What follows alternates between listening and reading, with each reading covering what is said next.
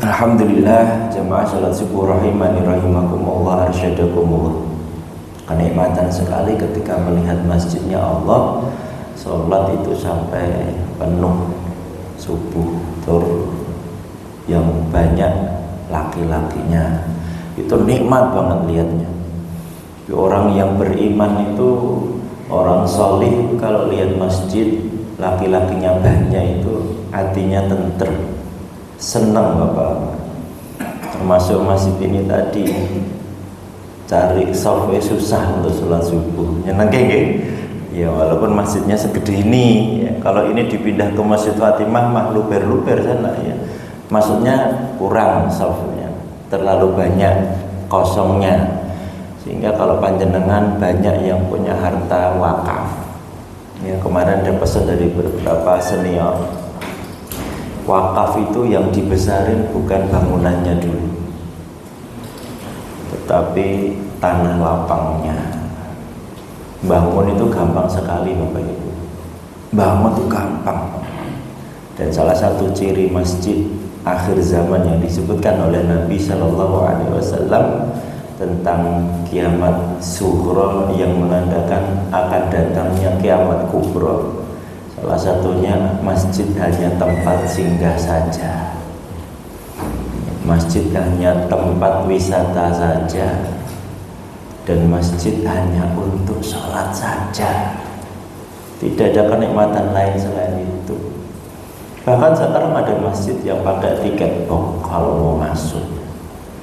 Karena di dalamnya banyak spot-spot foto. Ada masjid yang parkirnya sampai 30.000. Nah, karena masjidnya enak untuk dijadikan kenang-kenangan ya. Dan masjid terbaik itu ketika kita sholat di sana dapat pahala 1000 kali lebih baik daripada sholat di Nur Rahim, yaitu Madinah Al-Munawwarah, Masjid Nabawi. Dan ada satu masjid yang lebih baik 100.000 kali daripada sholat di sini, yaitu di Masjidil Haram. Tetapi tidak menutup penghormatan kepada masjid-masjid yang sudah dibangun. Harus kita muliakan masjid dengan cara laki-lakinya ajaklah semua ke masjid. Ibu-ibu yang banyak sampai 2 soft ini ya, kalau suaminya yang ganteng masih sholat subuh di rumah, jenengan malah di masjid, malu sama Allah. Mosok sing sholihah suaminya. Tapi alhamdulillah ini luar biasa melihat masjid yang penuh, karena setelah salat subuh pun masih duduk nikmat untuk mendapatkan ilman nafi'ah. Salah satu doa Nabi Sallallahu Alaihi Wasallam di setiap pagi, beliau ingin mendapatkan ilmu yang bermanfaat, terutama ilmu agama, ilmu akhirat dan kebaikan. Jamaah salat subuh rahimani rahimakumullah syadakumullah. Rezeki itu tidak melulu berupa fisik saja. Ada kala kita bersyukur kepada Allah ketika mendapat rezeki yang menurut kita bisa dinikmati secara duniawi. Padahal jenengan sekarang bisa sholat subuh di Nur Rahim, ini sudah disebut rezeki. Dan berapa banyak dari kita yang bahagia berangkat ke sini, senang. Jenengan berangkat ke Masjid Nur Rahim untuk sholat subuh, podo ndak ketika kita berangkat ke tempat wisata untuk piknik bersama keluarga.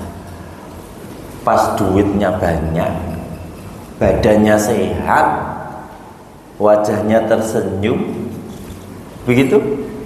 Tadi saya beberapa lewat ke sini ya wajahnya biasa, malah wajah sing. Ada di antara panjenengan yang rawuh di sini berbunga-bunga hatinya karena mendapatkan rezeki salat subuh. Wong pada salat subuh mau zikir ya biasa wajahnya menang. Liklo. Bukan menandakan suatu kebahagiaan mendapatkan rezeki, karena mungkin tujuan kita sholat subuh ini tadi baru menganggap amalan ini tuh amalan wajib saja. Yang seumpama sholat subuh nanti dianulir menjadi amalan sunnah, mungkin tidak sebanyak ini sholat yang ke masjid. Ini karena hukumnya wajib. Betul tidak Pak? Tetapi di antara kita hukumnya wajib saja, ada yang masih tidak sholat subuh. Seandainya nikmat sholat ini kita anggap sebagai rizki, maka akan kita kejar. Padahal untuk sholat ini Allah sampaikan kepada kita dari Nabi Shallallahu Alaihi Wasallam, khairum minad dunya wa ma fiha, lebih baik daripada dunia dan seisinya. Cuma tidak bisa kita rasakan Bapak Ibu gitu loh. Umpama loh ya, ini takmir masjid sini itu memberi panjenengan sholat subuh pakai MMT undangan, setiap Sabtu akan diberikan selain snack, nopo snack tok ya rame kok, sarapan gratis, terus apa meneh biasanya nopo Pak? Sembako 3 kilo beras, setengah kilo telur dan sekilo gula, ngono lah wis. Masjid ini luar biasa, penuh Pak, karena ada sensasi nikmat yang bisa dirasakan. Walaupun nominalnya kecil, tetapi kan kerasa Pak. Yang membuat manusia mengatakan alhamdulillah, alhamdulillah, kerasa barangnya ke bawah. Tetapi pernah dibahas tak pada diri panjenengan sedaya, jenengan saged sholat mengke sholat duha niku berbunga-bunga kita sama Allah. Tidak semata-mata sholat duha itu diniatkan pembuka pintu rizki. Coba, berapa banyak diantara kita yang sholat duhanya ditujukan karena apa? Bismillah, saat durunge mangkat ke pasar, sholat duha saya topang ben larisan gitu. Ayo sholat le, kok ben gampang ujiannya. Ya sholat duha dulu nanti biar lancar. Ada embel-embel dunia di setiap amalan yang kita sebut amalan akhirat. Jarang loh Pak sholat subuh, sholat duha, Allahu Akbar.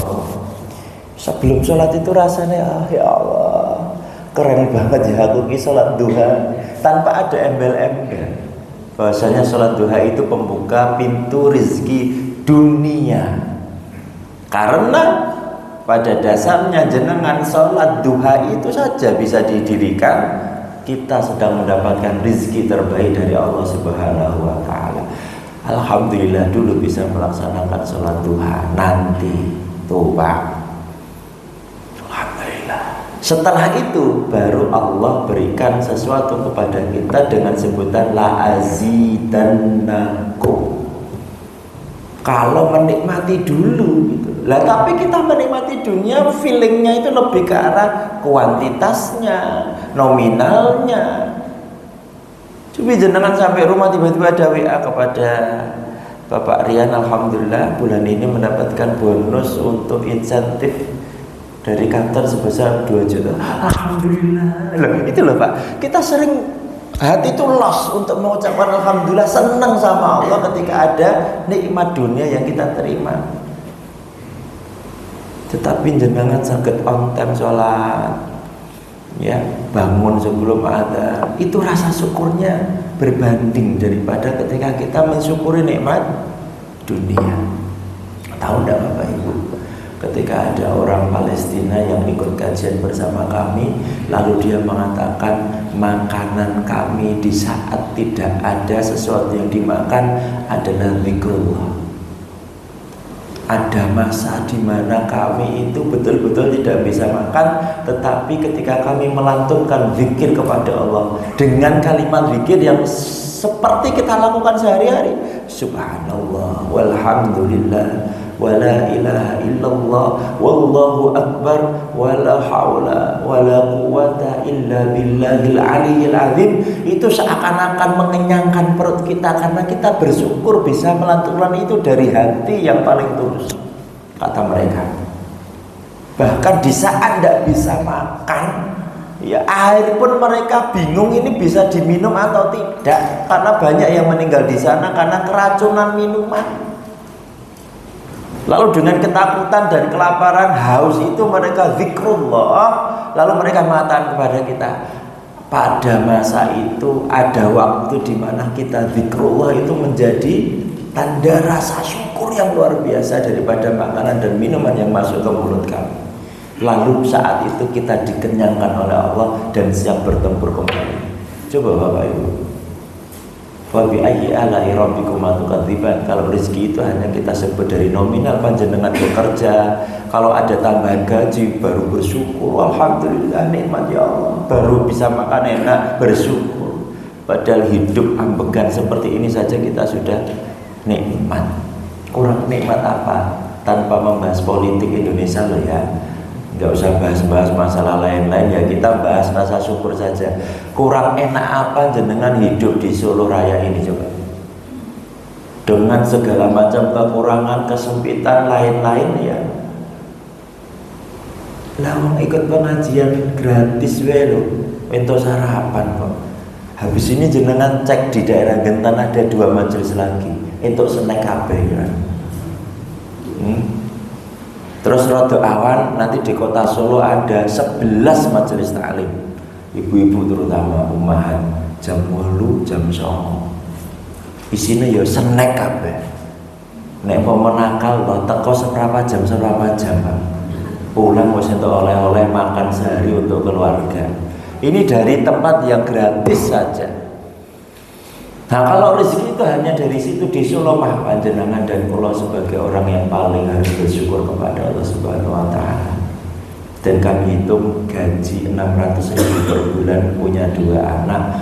Kalau sekolah di negeri SD dan SMP itu gur tinggal bayar token listrik ben setui semakan setik Pak. Iya.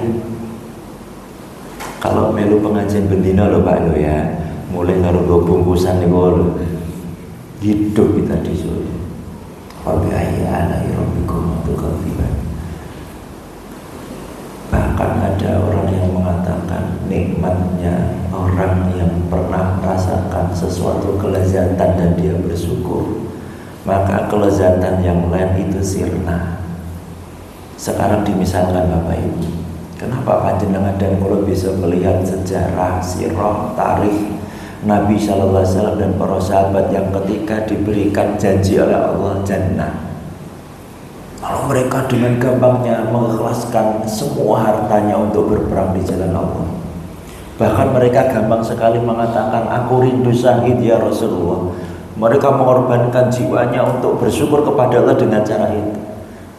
Satu yang bisa kita nikmati dengan akal sehat kita adalah mereka semua sudah menikmati langsung kisi-kisi jannah dari lisan seorang yang mulia, Nabiullah Muhammad sallallahu alaihi wasallam. Ada di antara Bapak Ibu yang pernah mencium bau surga di sini?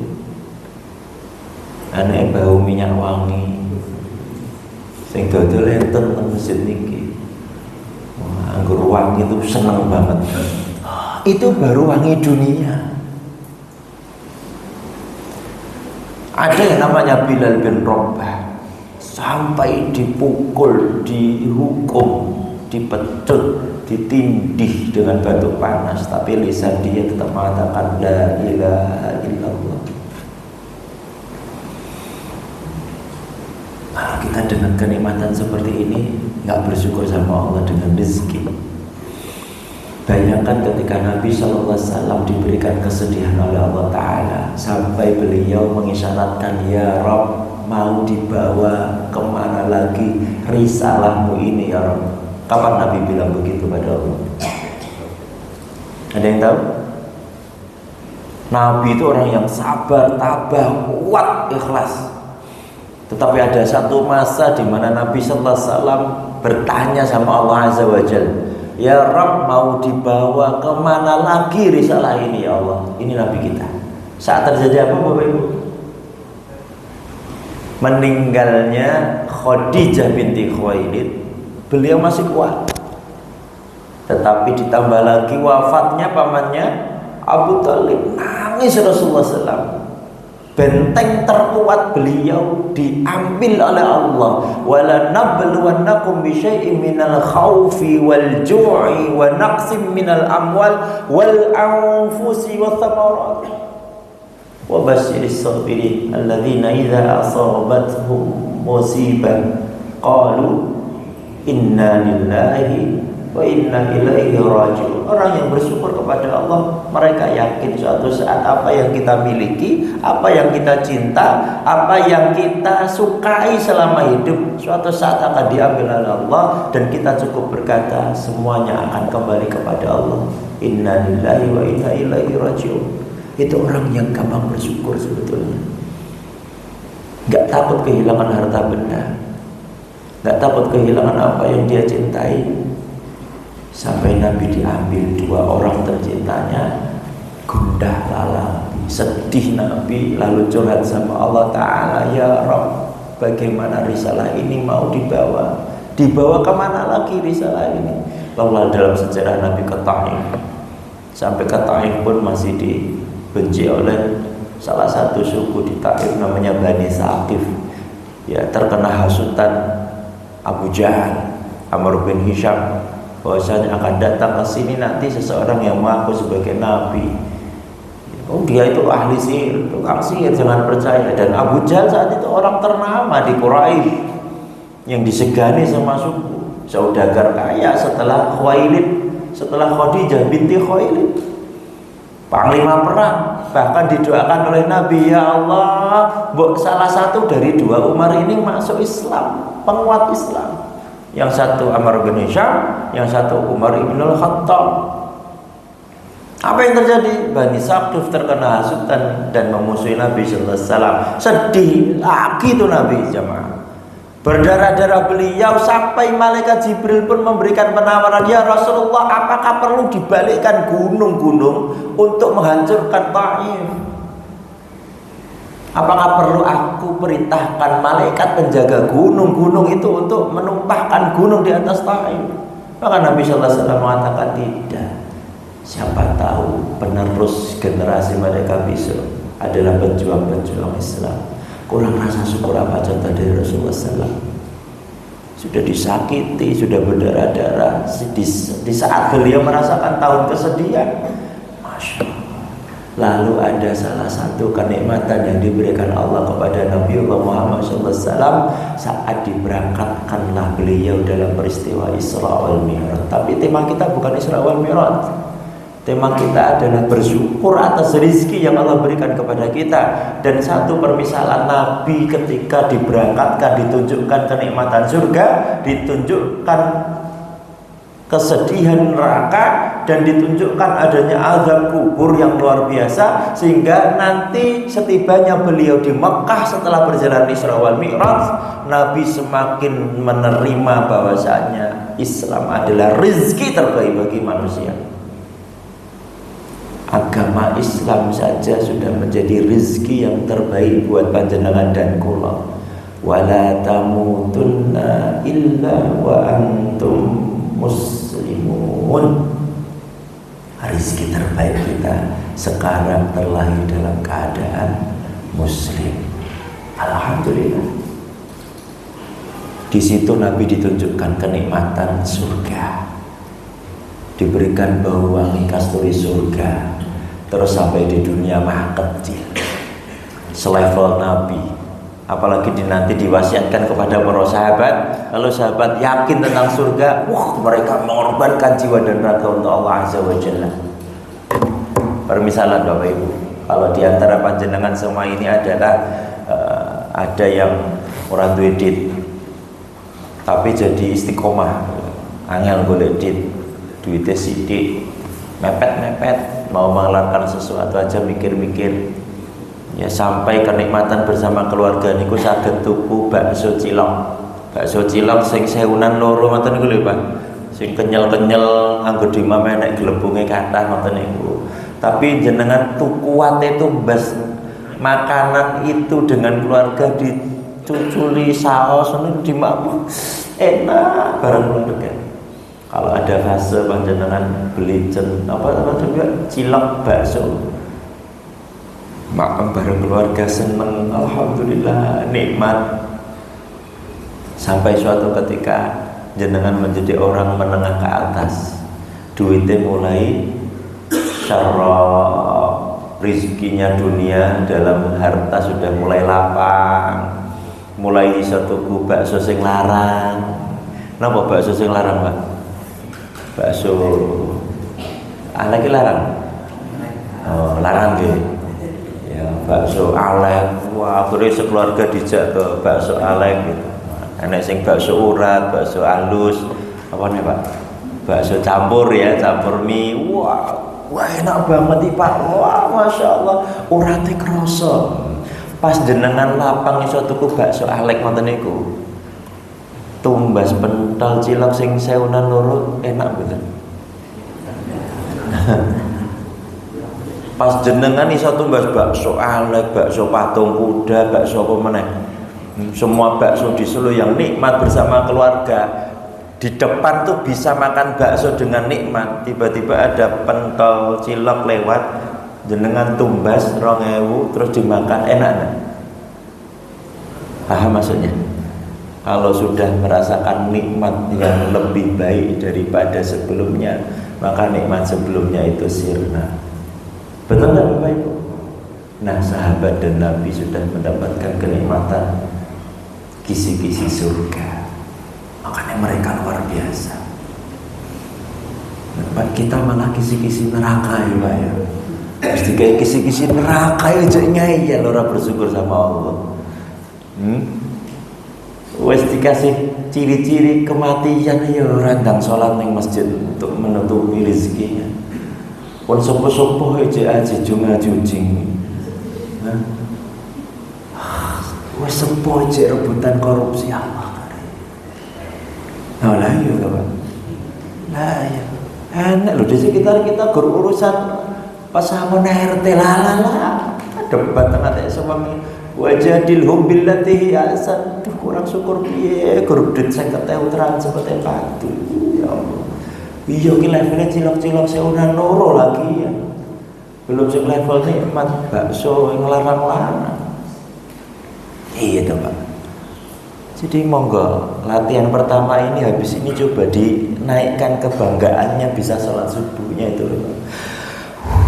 Ya Allah nikmat tenan ya Allah bisa sholat subuh. Wih, Allah tambahkan nikmatnya Pak. Nikmat apa? Sholat yang lain ikut baik. Dan rasa syukur yang terbaik ketika panjenengan ba'da sholat ini. Saya tanya nih, sudah saya bahas ini kita awal-awal di sini.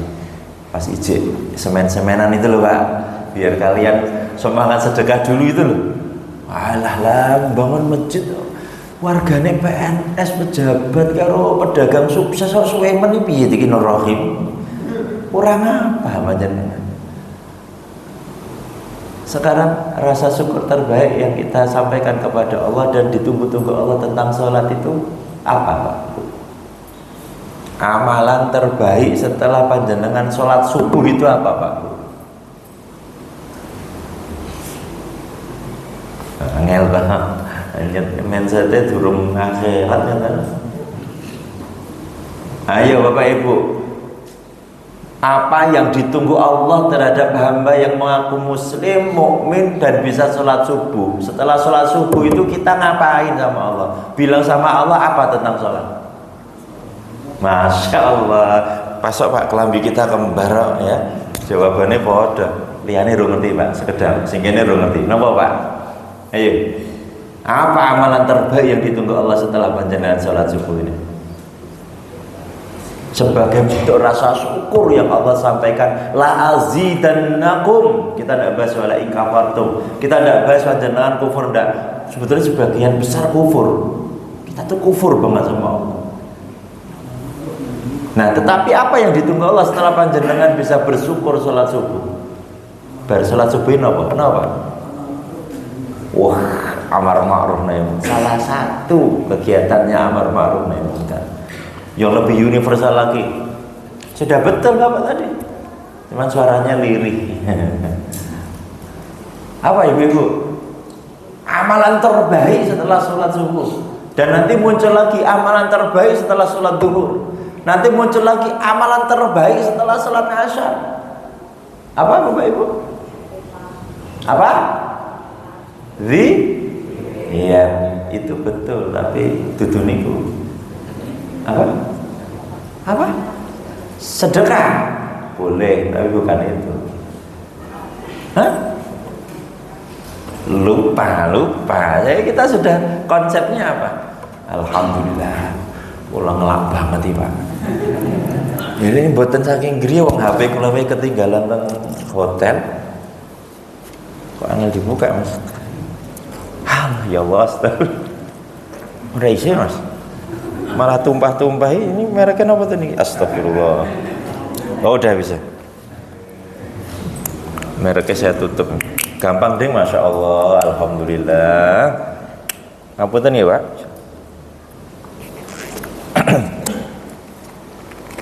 Apa? Tadi sudah dibilang sholat subuh itu nikmat rezeki yang luar biasa. Berarti habis sholat subuh zikir zikir kewajiban. Afdhal zikir ba'da sholat, istighfar 3 kali, terus subhanallah. Apa? Ya bersyukur. Langsung ya toh Pak, 5:30. Ba'da sholat subuh, amalan terbaik sebagai bentuk rasa syukur kita karena menganggap sholat subuh ini rezeki terbaik, maka ditunggu Allah adalah sholat berikutnya. Jenengan dikai duit Mang Yuta ngoten niku, harapannya setelah itu ya engko gampang entuk Mang Yuta mulai to, Pak. Amalan terbaik pada sholat subuh adalah menunggu sholat fardu berikutnya. Angel iki angel, kok ngerti adzan zuhur, asmi kok adzan iki ngono kok ora ditunggu kok awake dhewe kok. Iya, Pak. Salat ngasar malah salat isya lho, enek sing dalil sahabat Nabi ada yang salatnya menjelang qiyamul lail. Saya ikut-ikutan apa malas? Ikut-ikutan apa alasan yang lain? Kalau memang mengikuti Umar bin Khattab ben salate kokoh bakoh dengan salat lain, kudune salat yang lain melu-melu Umar juga. Ora gur salat lain tok. Iya kan?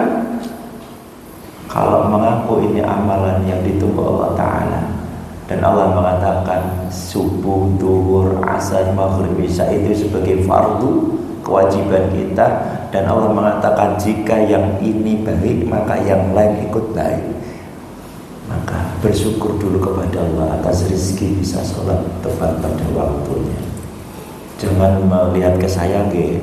Kalau nggih ngomong enten ya sok-sok ya biayaan Pak, angger badminton ngono ya Allahu Akbar, Allahu Akbar, kurang setengah set.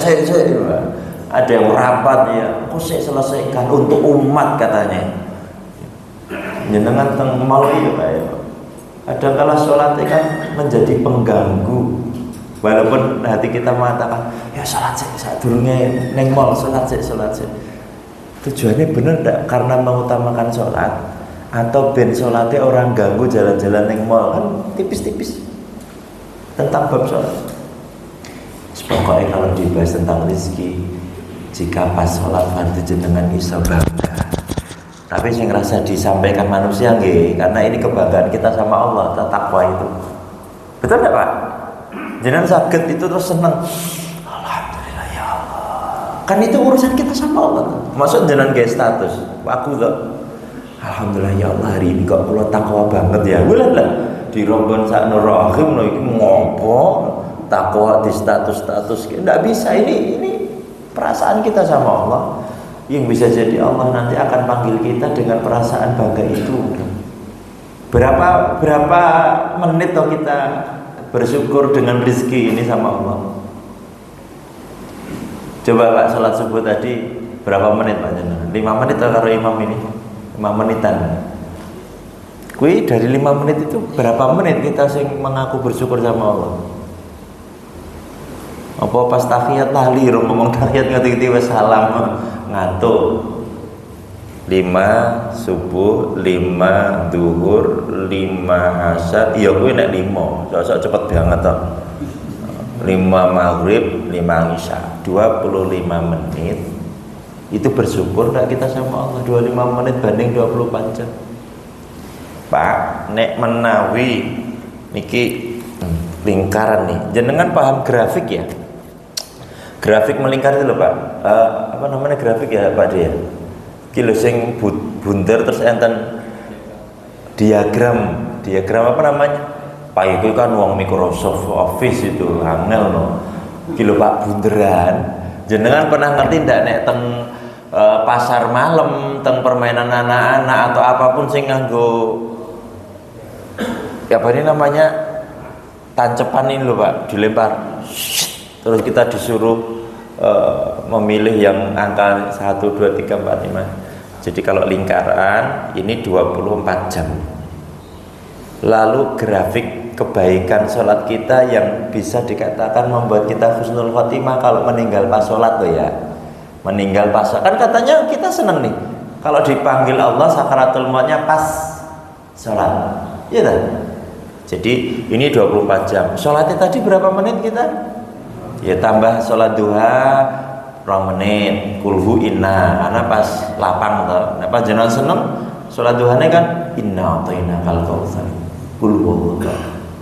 Tapi nek pas sepit wasyamsi wal duha wal qamari idza talaha, tambah sholat duha, tambah qobliyah ba'diyah katakanlah, tambah nek pas transit ning masjid nyantai-nyantai tahiyatul masjid ya 1 jam lah wes, 1 jam banding 24 jam. Nah, bayangkan ini diagramnya. Lalu kalau 1 jam banding 24 jam itu seberapa? Paling saat ini tuh serit nih. Liane warna ireng, sing ijo gur sedikit. Ada amalan yang lebih baik daripada sholat fardu kita Pak. Mungkin sedekahnya, puasanya dan seterusnya. Ambil berapa menit gitulah. Ya apa amalannya? Jenengan tadarus Quran setiap hari. Iki ben nambah grafik kebaikan itu loh Pak. Yes, ngaji sak lembar lah yo entuk nesrit. Sing sia-sia katanya pirang jam Pak. Ya 14 jam enten nggih. Lagun durung sarene sing ora diniatkan, ngerti iki bluk bobo, omongan sing sia-sia dan seterusnya.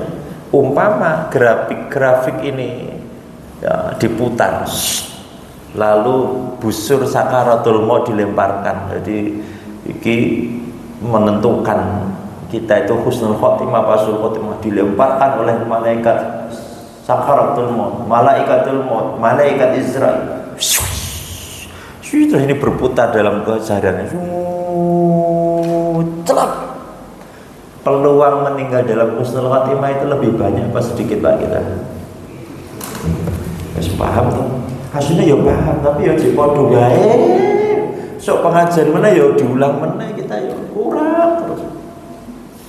Kan peluang kita husnul khotimah lebih besar daripada husnul khotimah.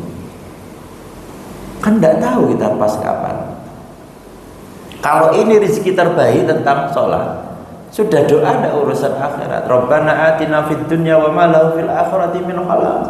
Al-Baqarah ayat 200. Wa minhum may yaqulu rabbana atina fid dunya hasanah wa fil akhirati hasanah wa qina adzabannar. Ayat 201. Jadi ayat 200 Al-Baqarah, 201 Al-Baqarah penguatan dan kenyataan. Kenyataannya kita itu kalau dekat sama Allah terus menganggap rezeki yang hebat dari Allah itu hanya dunia saja. Lalu Allah sindir kita, kebanyakan dari kalian nek doa sama aku kata Allah di waktu yang mustajabah, di waktu dan tempat yang mustajabah. Karena ayat ini ayat penutup haji dan umrah di surah Al-Baqarah, di mana orang-orang bisa sampai di tempat-tempat mustajab. Mereka semua bisa nangis-nangis, tetapi Allah sindir, wa minan nasi may yaqulu, dan manusia itu sebagian besar kalau minta sampai tenanan itu minta urusan dunia. Jarang yang fokus minta akhiratnya. Padahal panjenengan itu nanti sebentar lagi meninggal loh Bapak Ibu. Sing batuk-batuk nih rodok bakal ngoten niku cepet sedone Pak. Ciri-ciri sakitnya, malah batuk mulai Ibu. dan ketenangan yang hakiki, karena kita menganggap rezeki yang kita syukuri adalah rezeki akhirat. Dunia itu lahun wa la'ibun, hanya tipu daya saja, hanya foya-foya saja, sia-sia saja kalau dicinta. Sedangkan akhirat, nanti malaikat-malaikat pencabut nyawa sebelum datang kepada panjenengan, ada malaikat-malaikat yang akan menyapa panjenengan dulu. Allah takhafu wa la tahzanu. Orang-orang solih solihah kayak panjenengan ini nanti ada muqaddimah, pembuka sakaratul maut. Jadi kalau cinta dan rasa syukur kita akhiratnya lebih banyak nanti, itu mereka datang dengan nasihat. Allah takhafu, tidak usah takut Bapak Ibu, kata beliau. Kata malaikat-malaikat itu, tidak usah takut. Takut apa? Tentang kematian. Karena orang yang cinta akhirat tidak takut mati. Tetapi orang yang cinta dunia ketakutan dengan kematian. Dan mereka bilang kepada panjenengan semua, Allah takhafu, ora sawedi Bapak Ibu yang saleh. Gak usah takut wahai mukmin mukminah. Tapi ya tetap mati ya Pak ya nanti ngono ya. Wala tahzanu, gak usah sedih. Dunia mah fana, kata malaikat sama kita besok. Udahlah bersyukur sama Allah, besok kamu masuk jannah. Bersyukur. Tapi kan kita belum merasakan jannah. Kayak bakso tadi, nek wis merasakan sing enak, sing pental-pental wis serahkan itu. Pental-pental iki dunia gitu. Lalu malaikat bilang, "Ya tahzanu, aja sedih. Walau kone aku mati malaikat. Anakku piye? Sing bayari sekolah piye? Ah, rasa wedi," kata malaikat. "Engko nek aku mati sing gawe teh bojoku esuk-esuk sapa?" Akeh. Bapak-bapak gampang oleh gantine ya. Ini perihal dunia, mereka menasih kita ben tenang. Oh, jangan tergantung pada rezeki dunia. Allah takhafu wa la tahzanu. Ingat wahai manusia, kamu sudah dijanjikan Allah untuk menjadi penghuni surga. Tu'adu, nikmat kita itu. Kalau fase ini selesai, lalu jenengan yakin, oh iya ya, alhamdulillah ya Allah, baru datang yang menyapa lain dalam surah Al-Fajr. Ya ayyatuhan nafsul mutmainnah. Jadi nek wis ora sedih, ora galau ya, enggak takut, muncul ketenangan dalam diri kita. Jiwa kita tenang, baru tenang, maka tim sukses malaikatul maut datang. Ada yang memegangi tangan jenengan, ada yang memegangi kaki, ada yang memegangi kepala, lalu ada yang bertugas untuk mengambil ruh dari ubun-ubun. Dan Nabi mengatakan, panjenengan-panjenengan yang beriman, bertakwa, soleh itu meninggal seperti air yang keluar dari bejana. Tapi jamaah sekalian, jenenge sakaratul maut itu fitrahnya sakit, gitu loh. Dan mereka yang suka bersyukur atas nikmat akhir Allah yang akan diberi Allah kenikmatan begini tapi sifat sakaratul maut itu sakit. Bahkan Nabi mengatakan, kumpulkanlah rasa sakit sakaratul maut umatku sekarang wa Israel. Kalau ternyata meninggal itu sakit, tapi jenengan harus paham, Zulaikha dan kawan-kawannya dulu itu terkesima dengan kegantengan Nabi Yusuf alaihissalam. Banyak yang mencemooh Zulaikha, kamu tuh moto lanangan karo wong lanang ganteng sithik. Zulaikha undang mereka, ayo dolan ning omahku yo, ki wortel, ki timun, yo tolong aku dirajangi, kita masak-masak kabeh. Do rajang-rajang, diajaklah Nabi Yusuf alaihissalam melewati mereka. Baru Nabi Yusuf lewat, enak lah ya kok kaya ngono ngene. Nabi Yusuf lewat, mbok-mbok wau sing ganjen wau langsung wow, karo ngirisi jari jemari mereka. Wow, rasa sakit dari fitrah manusia ketika teriris tangannya apa? Perih kan? Perih sakit. Tetapi sirna karena ada kenikmatan lain yang muncul walaupun tidak mereka rasakan. Jadi baru melihat saja, wow, ketika hilang kenikmatan itu, aduh, panas, sakit, sedih dan seterusnya. Maka sakaratul mautnya orang yang beriman, laksana mereka sudah ditunjukkan kenikmatan akhirat. Sakit, tetapi mereka diberikan ketenangan, nasihat kebaikan, bau wangi kasturi surga, baunya kerasa, selesailah rasa sakit itu. Fitrahnya sakit. Bagi siapa? Bagi mereka yang beriman dan bersyukur tentang perkara akhirat.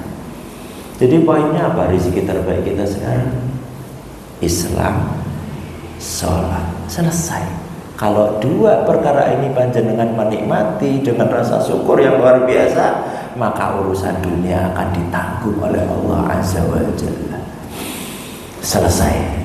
Kalau pembahasannya dadak sing rezeki harta se harus dizakati, alah ruwet banget ya. Kita sedekah mikir-mikir. Dan Allah mengatakan infak itu tidak menunggu panjenengan kaya untuk mengatakan saya bersyukur. Nah, yunfikuna lisarra'i wa dharra, jenengan duwe duit iki lumrah infak. Nek ora duwe duit mikir infak, padahal perintahnya Allah orang duwe duit pun tetaplah untuk berbagi sebagai bentuk rasa syukur kepada Allah atas rezeki dunia yang diberikan kepada kita. Dunia dapat bagi, itu kata Allah. Akhirat dapat lanjutkan untuk menaikkan kualitas akhirat kita. Jazakumullahu khairul jazaa. Karena aku harus ke Boyolali, ada pembukaan pesantren orang tua Boyolali di front butik Boyolali. Alhamdulillah Bapak Ibu sing sepuh-sepuh di atas 40 tahun sekarang sudah melek akhirat banyak sekali. Dan setiap kajian-kajian husnul khotimah itu kayaknya udah deg-degan tenan ya pas kajian. Kalau ngetenan wajah kita tenanan banget. Ya mang tonton 1 jam setelah ini ijik ngeten ora ya. Makanya perlu suntikan-suntikan seperti ini dalam hari-hari kita. 24 jam loh Bapak Ibu. Cara bersyukur akhirat kita ya banyak kita labul ilmi. Sekarang kurang apa toh? HP panjenengan buka YouTube, ada siapa saja, ada yang model NU Muhammadiyah, Khalid Basalamah, Riza Hakim, Nurul Zikri, D. Iqbal, nek kabeh tinggal dibuka. Ini aja Pak Rian wis gawe kok gak gawe potongan-potongan. Nek sing saya ngoten kula di-share ngoten. Kadang-kadang kula yo kaget deh kok ternyata nek pengajian kok kaya ngene ya Iqbal ya wagu banget gitu. Kok iso ya? Padahal saya melaksanakan dalam kehidupan sehari-hari kadang-kadang susah sekali. Cuman ini kan aura kebaikan. Kita tuh rasanya ya solih. Ya Pak ya? Sing ngrungokke tenanan kan gini-gini kok mau. Kuwi ngene tenan apa Gur? Karena saat ini kita dalam roh yang solih gitu. Wallahu a'lam bishawab. Semoga setelah ini kita menjadi orang yang selalu bersyukur perkara akhirat, dan insyaallah Allah tambahkan nikmat syukurnya. La in syakartum la azidannakum wa la in kafartum inna 'adzabi lasyadid. Allah memperingatkan kepada kita besok azabku sangat pedih bagi mereka yang kufur nikmat. Jazakumullah khairul jazaa. Allahumma ighfir lana wa li ikhwanina alladziina sabaquna bil iman wa la taj'al fi qulubina ghillan lil ladzina amanu rabbana innaka ra'ufur rahim. Allahumma inna nas'aluka ilman nafi'an wa rizqan thayyiban wa 'amalan mutaqabbalan. Allahumma inna nas'aluka al-husnal khatimah wa na'udzubika min su'il khatimah. Allahumma inna nas'aluka ridhaka wal jannah wa na'udzubika min sakhatika wan nar. Rabbana atina fid dunya hasanah wa fil akhirati hasanah wa qina 'adzaban nar. Walhamdulillahi rabbil alamin. Mohon maaf jika banyak kesalahan. Wassalamualaikum warahmatullahi wabarakatuh.